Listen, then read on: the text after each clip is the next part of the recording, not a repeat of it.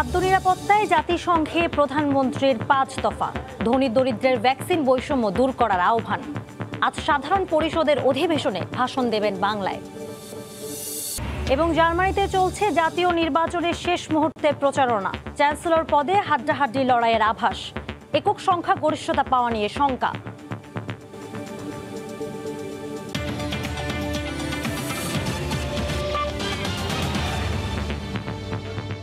আন্তর্জাতিক শুভের সঙ্গে আছি আমি জেনিফার কামাল। সমতার পৃথিবী প্রতিষ্ঠায় ধনী দরিদ্রের মধ্যে ভ্যাকসিন বৈষম্য কমানোর উপর গুরুত্ব আরোপ করেছেন প্রধানমন্ত্রী শেখ হাসিনা। নিউ ইয়র্কে স্থানীয় সময় বৃহস্পতিবার সকালে জাতিসংঘে সুইডিশ মিশন আয়োজিত উচ্চ পর্যায়ের সভায় ভিডিও বার্তায় একথা বলেন শেখ হাসিনা।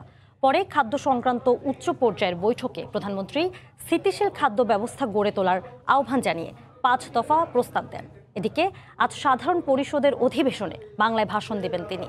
নিউ ইয়র্ক থেকে হাসানুজ্জামান সাকির রিপোর্ট। বৃহস্পতিবার স্থানীয় সময় সকালে নিউ ইয়র্কে সমতা ও অন্তর্ভুক্তি অর্জন শীর্ষক উচ্চপর্যায়ের এই বৈঠকের আয়োজন করে জাতিসংঘের সুইডিশ মিশন। শীর্ষস্থানীয় নীতি নির্ধারকদের এই বৈঠকে ভার্চুয়াল মাধ্যমে বাংলাদেশের প্রতিনিধিত্ব করেছেন প্রধানমন্ত্রী শেখ হাসিনা। ভিডিও বার্তায় প্রধানমন্ত্রী মহামারী মোকাবিলায় বাংলাদেশ সরকারের উদ্যোগ তুলে ধরে বলেন, একক দেশের পক্ষে এই সংকট মোকাবিলা সম্ভব নয়। We have adopted a whole society approach in realizing the SDGs and ensuring a COVID recovery that will leave no one behind. No single country can tackle this crisis alone. We need bold and concrete action at the global level. আগামীতে সমতা ও অন্তর্ভুক্তিমূলক উন্নয়ন নিশ্চিতে vaccine বৈষম্য দূর করার উদ্যোগ নিতেও বিশ্ব সম্প্রদায়ের প্রতি আহ্বান জানান তিনি।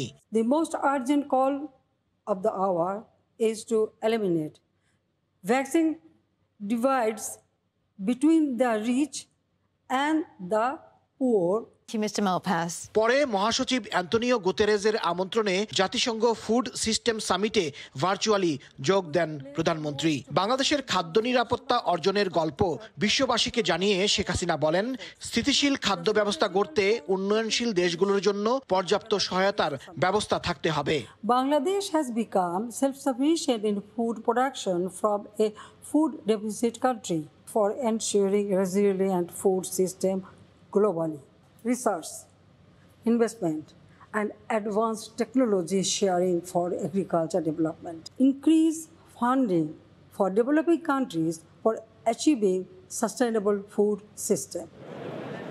এর আগে প্রধানমন্ত্রীর সঙ্গে সৌজন্য সাক্ষাৎ করতে হোটেল লোটে প্যালেসে আসেন নেদারল্যান্ডসের রানী ম্যাক্সিমা জুরিগুয়েতা শেরুতি। এরপর জাতিসংঘ মহাসচিব এবং মালদ্বীপ ও ভিয়েতনামের রাষ্ট্রপতির সাথেও দ্বিপাক্ষিক বৈঠক করেন প্রধানমন্ত্রী।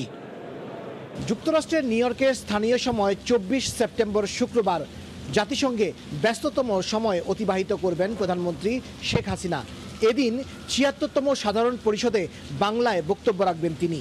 আর এরপর যুক্তরাষ্ট্র আওয়ামী লীগ আয়োজিত নাগরিক সমাবেশে ভার্চুয়াল বক্তব্য রাখবেন প্রধানমন্ত্রী।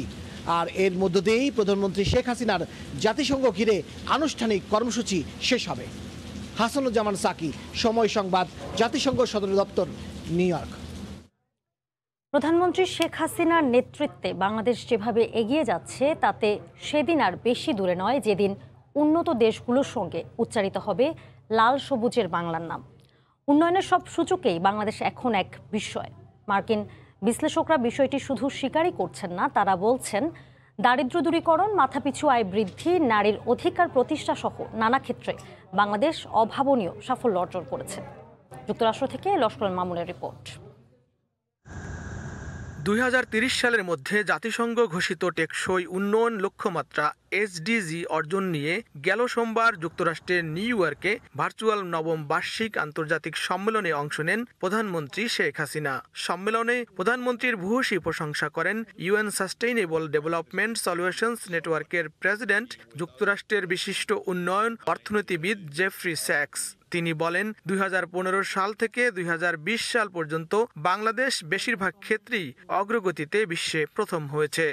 Bangladesh's very rapid, very impressive and very inspiring progress.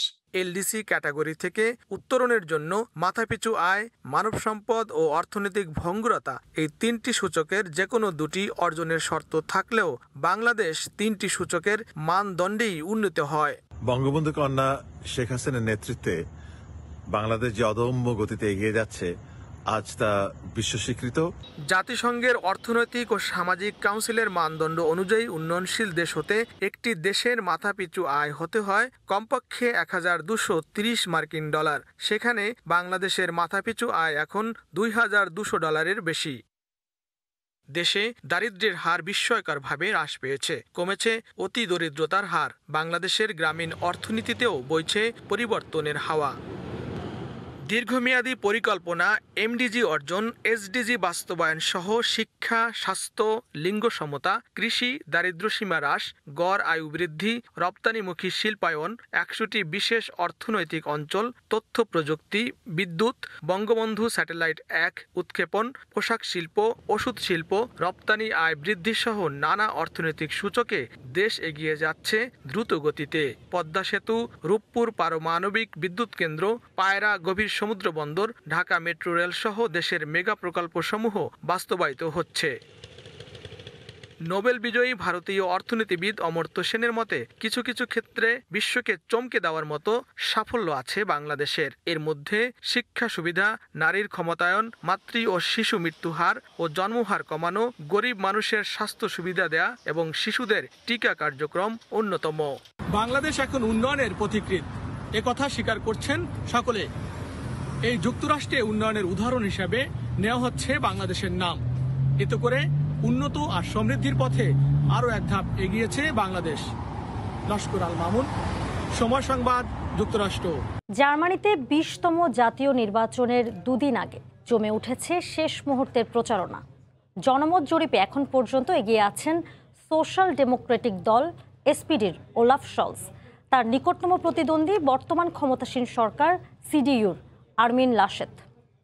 দেশটির জরিপে কে হতে পারে রাষ্ট্রের সর্বময় কর্তা? জার্মানি থেকে সে খবর জানাচ্ছেন সহকর্মী বিটু বড়ুয়া। আর মাত্র 48 ঘন্টা পরেই জার্মানিতে শুরু হবে জাতীয় সংসদ নির্বাচনের ভোট গ্রহণ। শেষ মুহূর্তে জমে উঠেছে প্রার্থীদের প্রচারণা। তবে দেশটির বিভিন্ন জরিপ বলছে এবারের নির্বাচনে চ্যান্সেলর পদে শুরু থেকেই এখনো এগিয়ে আছেন সোশ্যাল ডেমোক্রেটিক দল এসপিডির ওলাফ শলস। সর্বশেষ জরিপ বলছে ম্যার্কেলের এই দলটি 22% ভোট পেতে পারে। সাধারণ ভোটাররা বলছেন এবারের নির্বাচনের ফলাফল হবে চমকে ভরা। আমার মনে হয় যে এখানে যদি লিবারাল কোনো পার্টি জয় করে তবে ভবিষ্যতে বাংলাদেশি সহ বিদেশি যারা আছেন তাদের জন্য ভালো হবে।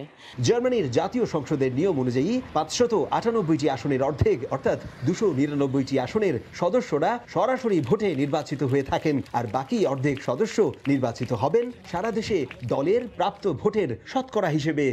নতুন এক পরিসংখ্যানে দেখা গেছে এই মুহূর্তে নেতৃত্বের গুণাবলীতে এগিয়ে আছেন এসপিডি দলের চ্যান্সেলর পদপ্রার্থী ওলাফ শলস।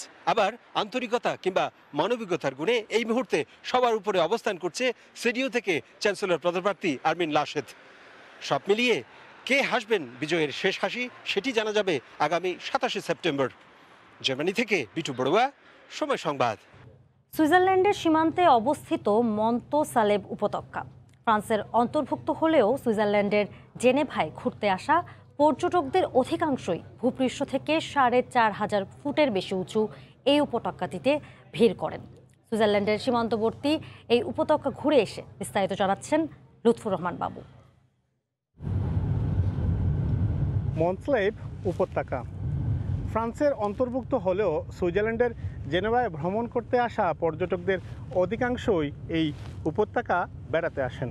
জেনেভা থেকে আঁকাপাকা পাহাড়ি পথ অতিক্রম করেই এর চূড়ায় আরোহণ করতে হয়। স্থানীয় অধিবাসীরা বলেছেন সুইজারল্যান্ডের জীবনযাত্রা ব্যয়বহুল হওয়ায় তারা এই সীমান্তবর্তী এলাকায় বসবাস করেন। উপত্যকার উপরে উঠতে গিয়ে পাশে গবাদি পশুর বিচরণ দেখা গেছে। তাদের গলায় বিশেষ এক ধরনের ঘণ্টা ঝুলানো হয়েছে যাতে এই পশুগুলো হারিয়ে না যায়, সেজন্য এই বিশেষ ব্যবস্থা নেওয়া হয়েছে বলে জানা গেছে। 4,500 ফুট উপরের মন্সলেব উপত্যকার চূড়া এটি ফ্রান্সের অন্তর্ভুক্ত হলেও এখান থেকে জেনেভার পুরো শহর দেখা যায় এবং সেই সাথে লেকও দেখা যায়। সাধারণ মানুষের কাছে তো বটেই, যারা পাহাড় চড়তে ভালোবাসেন তাদের কাছে এই উপত্যকার সৌন্দর্যের আকর্ষণ আলাদা গুরুত্ব বহন করে। সুইজারল্যান্ডের সীমান্তবর্তী এলাকার ফ্রান্সের অন্তর্গত মন্সলেব উপত্যকা থেকে মোহাম্মদ লুৎফর রহমান বাবু, সময় সংবাদ। জানিয়ে দিচ্ছি আন্তর্জাতিক সময়ের শিরোনামগুলো। খাদ্য নিরাপত্তায় জাতিসংঘের প্রধানমন্ত্রীর 5 দফা, ধনী দরিদ্রের ভ্যাকসিন বৈষম্য দূর করার আহ্বান। আজ সাধারণ পরিষদের অধিবেশনে ভাষণ দেবেন বাংলায়। এই ছিল আন্তর্জাতিক সময়। সঙ্গে থাকুন সময়।